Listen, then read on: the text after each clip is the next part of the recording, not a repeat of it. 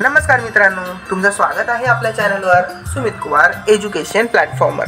तर मित्रांनो, आज आपण पाहणार आहोत नेहमीप्रमाणेच बालभारतीतील जुन्या धड्यांमधील हा एक धडा। तर ह्या धड्याचे नाव आहे शिरीष कुमार।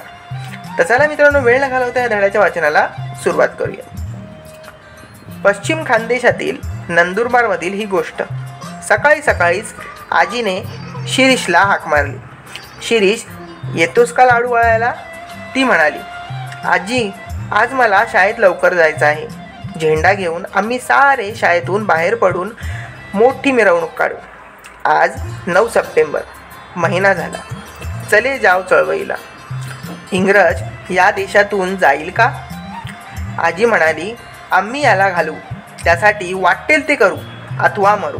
आधी आजीला मदत कर, ये लाडू वळ। शिरीष हा सर्वांचा लाडका मुलगा होता। शाळेतील त्याचा अभ्यास चांगला होता। तो हस्तलिखित पत्रिकेत लिहायचा, मुलांना जमवून खेळ खेळायचा, घरी स्वयंपाकात मदत करायचा, विजेचा दिवा बिघडला तर दुरुस्त करायचा। शिरीषला अशा अनेक गोष्टी करता येत। शिरीष लाडू वळत बसला। दुसऱ्या दिवशी त्यांच्याकडे कसला तरी घरगुती कार्यक्रम होता, म्हणून तयारी चालली होती। घड्याळात 11 वाजले। ताडकन शिरीष उठला। आजी, जातो ग, असे म्हणून तो निघून गेला। शाळेत मुले आली होती। शिरीष येताच सारी त्याच्या भोवती जमली।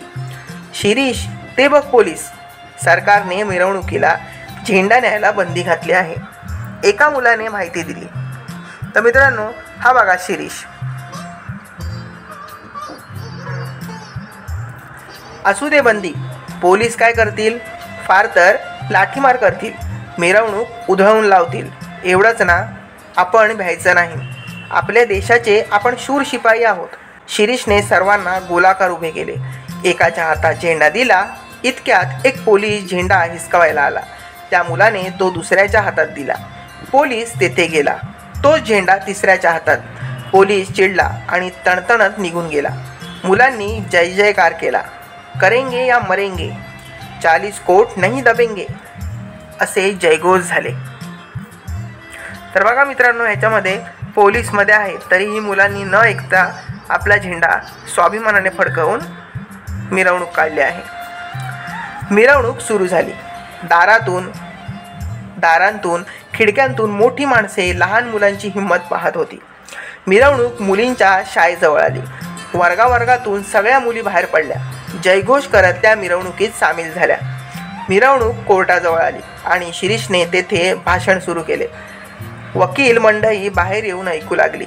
भाषण संपले आणि मिरवणूक पुढे गेली। तेवढ्यात पाठीमागून लाठीमार आणि गोळीबार करत पोलीस आले। मुलांची पांगापांग झाली।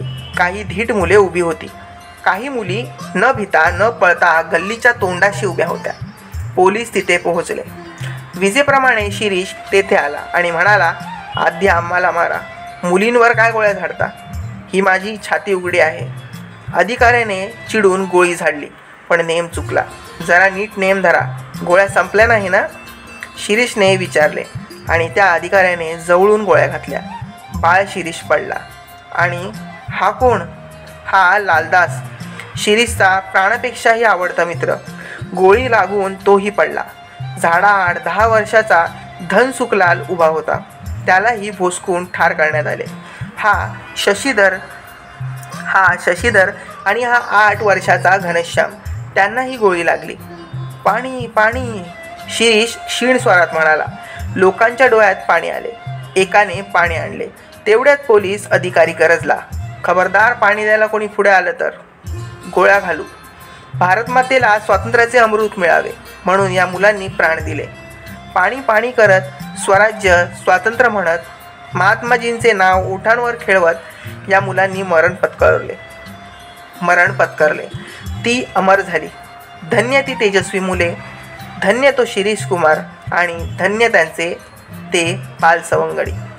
तर मित्रांनो, आपण नेहमीच आपल्या ह्या शूर वीरांचे आपण आभार मानले पाहिजेत। आपण जे जगतोय, आपल्याला जे स्वातंत्र्य लाभलं आहे ते सगळं यांच्यामुळेच। तर मित्रांनो, तुम्हाला हा धडा कसा वाटला मला कमेंट्समध्ये नक्की लिहून पाठवा. चॅनलवर नवीन असाल तर चॅनल लाईक शेअर आणि सबस्क्राईब करा. बाजूची बेल आयकॉन दाबा जेणेकरून येणारे सगळे नवीन व्हिडिओ तुम्हाला प्रथमतः पाहायला मिळतील. तर मित्रांनो, व्हिडिओ पूर्ण पाहिल्याबद्दल धन्यवाद. भेटूया असेच धडे घेऊन आपल्या यूट्यूब चॅनलवर. तोपर्यंत बाय बाय. काळजी घ्या आपली.